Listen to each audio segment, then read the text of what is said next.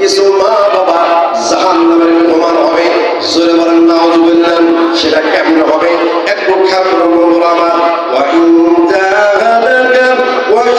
জাহাদাকা লিতুশরিকা B মা লাইসা লাকা বিহি ইলমুন ফালা তুতিহুমা। চিৎকার করে বলুন আল্লাহু আকবার।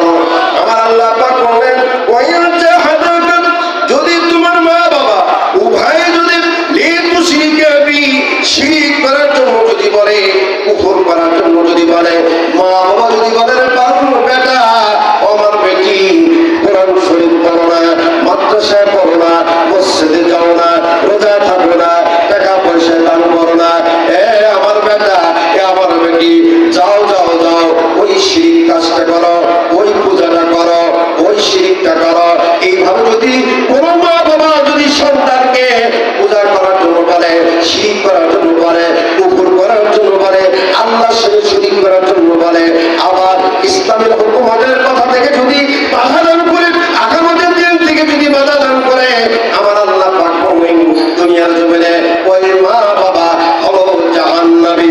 কথা বলেন কথা কার? কথা কি বোঝেন? কথাটা কার? আল্লাহ। তাহলে যে সন্তান মা বাবার খেদমত করলো আল্লাহর ওলি হলো। আবার এই মা বাবা যদি সন্তানদেরকে বাধ্য করে বেটা যা ওই কাজটা কর, কি হবে? মা বাবার জাহান্নাম হবে। আমার আল্লাহ সেখানে বলেছেন কি দেখেন, আল্লাহ রাব্বুল বললেন যখন তোমাদেরকে শিরক করার জন্য বলবে, শিরক করার জন্য যখন বলবে, মা লাইসা লাকা বিহি ইলম, যে সম্পর্কে তোমার কোনো জ্ঞান নাই, ধারণা নাই, বিবেক নাই, আকল নাই, তোমাকে সেটা করতে বলল, ফালা তুতিহুমা, তাহলে ওই মা বাবার কথা শোনা যাবে না, ওই মা বাবার কথা শোনা যাবে না। জোরে বলুন কথা কার? যখন একটা ইহুদির ঘরে একটা সন্তান জন্মগ্রহণ করে, সেই কিন্তু মুসলমান নামে জন্মগ্রহণ করে। কথা বলেন ঠিক কিনা? সুইপারের ঘরে একটা সন্তান যখন জন্মগ্রহণ করে, সেই কিন্তু মুসলমান জন্মগ্রহণ করে। ইহুদির ঘরে যখন একটা সন্তান জন্মগ্রহণ করে, সে কিন্তু ইমানদার মুসলমান হিসেবে জন্মগ্রহণ করে। হিন্দুর ঘরে যখন একটা সন্তান জন্মগ্রহণ করে, সেটাও কিন্তু জন্মগ্রহণ করে মুসলমান হবে। আমার বন্ধুগণ, ওই সমস্ত ধর্মাবলম্বী মা বাবারাই তাদের সন্তানগুলোকে ওই ধর্মাবলম্বী বানায়। সন্তানরা নিজে কিন্তু হইতে চায় না, সন্তানদেরকে বলে বেটা এই কাজটা কর, এইটা কর, ওইটা কর, এই কর, সেই কর। সন্তানরা আস্তে আস্তে সেই কাজে, সেই ধর্মে আমার বন্ধু ধর্মাবলম্বী হয়ে যায়। কথা বলেন ঠিক কিনা? আর একজন মা যখন বলে বেটা ও আমার মা, বলো আল্লাহ, বলো আলিম, বলো বা, বলো তা, বলো আল্লাহ, আল্লাহ তোমার আল্লাহর নাম কি? আল্লাহ তোমার নবীর নাম কি? মুহাম্মদ রাসূলুল্লাহ সাল্লাল্লাহু আলাইহি সাল্লাম। এইভাবে যখন তোমার ইসলামের নাম কি, এইভাবে যখন পরিচয় দিতে থাকে, ওই সন্তানটা মুসলমান রূপ পায়, মুসলমানের পরিচয় পায়, ওই মা বাবা জান্নাত যাবে।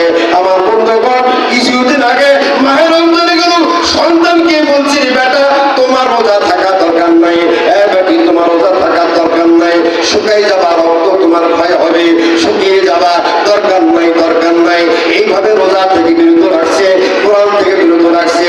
এমন কিছু সন্তান আছে আল্লাহ বলেন আমার বন্ধুগণ মসজিদে বেশি বেশি ভালোবাসে, মাদ্রাসায় বেশি বেশি ভালোবাসে, মাদ্রাসায় পড়তে চায়, মা বাবা মাদ্রাসায় পড়াতে চায় না। আমার বেটাকে ইঞ্জিনিয়ার বানাবো, আমার বেটাকে ডাক্তার বানাবো, আমার বেটাকে মাস্টার প্রফেসর বানাবো। কথা বলেন ঠিক কিনা? ভাইরা আমার খেয়াল করুন, আমি আপনার সন্তানকে ডাক্তার, ইঞ্জিনিয়ার, মাস্টার প্রফেসর আমি বানাতে নিষেধ করলাম না। আপনারা অবশ্যই মাস্টার প্রফেসর, ইঞ্জিনিয়ার, ডাক্তার, হাকিম, ব্যারিস্টার সব কিছু বানান, আমার কোনো আপত্তি নাই। কিন্তু আপনার আমার উচিত হলো ওই মা বাবার উচিত হলো ওই সন্তানকে আল্লাহর পরিচয় তুলে ধরা, আল্লাহকে বিশ্বাস করা, আল্লাহকে পরিচয় তুলে ধরা, আল্লাহকে ভালোভাবে ডাকা, আল্লাহ রাসূলের আদর্শ পরিপূর্ণভাবে পালন করা। এই আদর্শটা আপনি যখন শিক্ষা দেবেন, তখন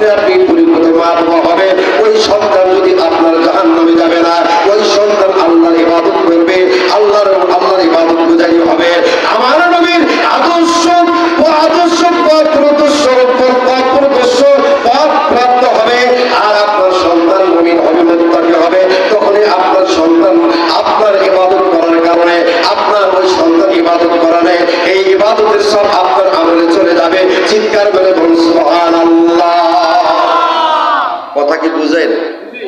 বোঝা যায়? খেয়াল করেন, দুইজন যুবক, ইসলামের রক্ত ছাড়া ইসলাম কায়েম হয়? বুড়ো মানুষের রক্তে কিন্তু ইসলাম কায়েম হয়নি। হয়েছে? এই আয়াতের তাফসীর ভুল হলে রক্ষা দেবে। আনকাবুতের 8 নম্বর আয়াত তাফসীর আগামীকাল করবে। দুই যুবক আপন মায়ের পেটের ভাই। কি ভাই? আপন মায়ের পেটের ভাই। আপন মায়ের পেটের ভাই, একজনের বয়স হলো 18 বছর, আর একজনের বয়স হলো 16 বছর। কত বছর? 18 আর 16। 18 আর 16। এই দুই ভাই মক্কার মধ্যে আমার নবী কালেমার দাওয়াত দেন। অনেকেই অনেক অপদস্থ, অপমানিত করে, লাঞ্ছিত করে। এরা হলো মুসলমানদের মধ্যে সাহাবাদের মধ্যে হলো 6ষ্ঠ এবং 7ম নম্বর সাহাবী। কত নম্বর? 6 এবং 7 নম্বর সাহাবী। কয় নম্বর সাহাবী? 6 এবং 7। এখনো কিন্তু সাহাবী হয় নাই, সাহাবী হবে একটু পর। বুঝতে পারছি?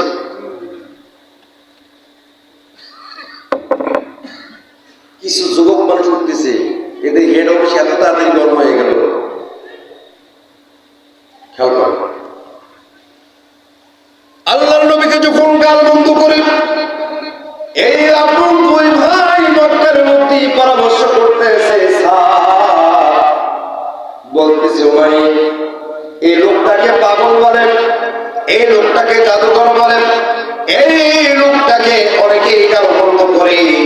পাগলের তো চুলে জ্বর থাকে, পাগলের তো কাপড় নোংরা থাকে, কিন্তু এই লোকটার মুক্তি দেখো, তার চেহারা, তার শরীর, তার চুল, তার কাপড় সবর কত পরিষ্কার, তার গায়ের ঘ্রাণ সুগন্ধি এত মিষ্টি, এত ভালো। এইরকম দুনিয়ার জমিনে আর কোনদিন লোক দেখা যায় নাই। অথচ কেন এই লোকটাকে পাগল বলে? সেই কখনো খারাপ কথা বলে না, সবসময় মানুষের কল্যাণের জন্য কথা বলে। যেরকম সুবহানাল্লাহ। এখন উমাইর বলছে, ভাই আপনার কি মনে হয় এই লোকটার প্রতি কি ঈমান আনয়ন করা যায়? সুবহানাল্লাহ। কি সুবহানাল্লাহ? ফজর নামাজের পর বললে ভালো। সুবহানাল্লাহ। খেয়াল করেন, মানে এখনকার শ্রোতা হয়েছে কি, প্রেমের গল্প করলে খুব ভালো লাগে, আর মাঝে মাঝে যদি গান দেয়, প্রেম নগরের জলসানে দেখা হবে সেইখানে।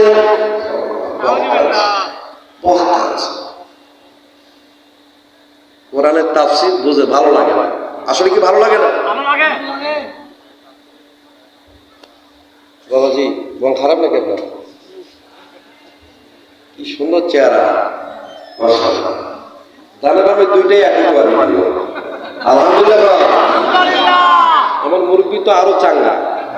জীবনে বাবা মানুষের ভালোবাসেন নাই? ভালোবাসছেন? পুরো মেঘ ভালোবাসেন নাই? ইয়াং বসে একটা মেয়েকে বলেন না আই লাভ ইউ? বলেন নাই? বলছি আমার ওয়াইফ। মাশাআল্লাহ, সুন্দর কথা বলছেন। আমি ওই কথাটাই বলতাম, তা উনি বলেই ফেলেছেন। সুবহানাল্লাহ। আল্লাহ ওয়ালিদ। খেয়াল করেন, আসলে ভালোবাসা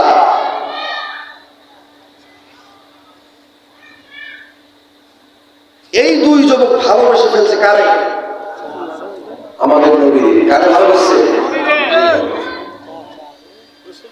এই দুই যুবক বিশ্ব নবীকে গিয়ে বললেন, নবীজি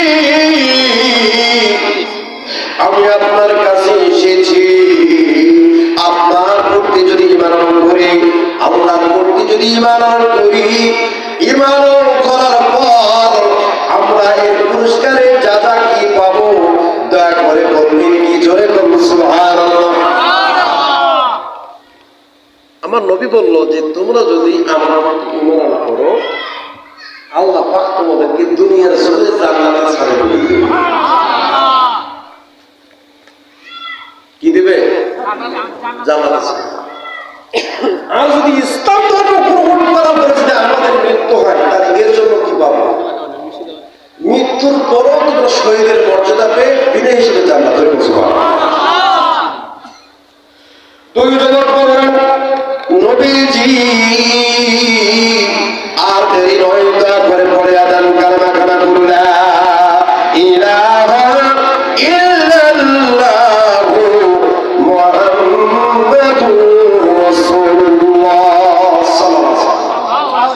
কালেমা পড়ে ফেললেন। কালেমা পড়া মতো কয় নম্বর সাহাবী হইলেন? 6 এবং 7 নম্বর সাহাবী হয়ে গেলেন। যখনই কালেমা পড়া হলো, বাস দুনিয়ার জমানে, বিশ্ব নবীর জমানায় মন্ত্রী পরিষদের ক্যাবিনেটের মন্ত্রী সংখ্যা ছিল 14 জন। কতজন? 14 জন। পুরুষদের মধ্যে মন্ত্রী ছিল, নারীর মধ্যে 4 জন নারী ছিল মন্ত্রী। জোরে নাউজুবিল্লাহ। আমার নবীর বিরুদ্ধে যারা বিরুদ্ধে ছিল তারা আমার বন্ধুগণ, এই 4 মহিলা মন্ত্রীর মধ্যে একজন মন্ত্রী হলো স্বরাষ্ট্রমন্ত্রী। সে হলো নারী, তার নাম হলো কি? আবু জেহেলের স্ত্রী নাকেরা। এই নাকেরা স্বরাষ্ট্রমন্ত্রী। এই নাকির আমার বন্ধুগণ তার হলো কি? হামনা।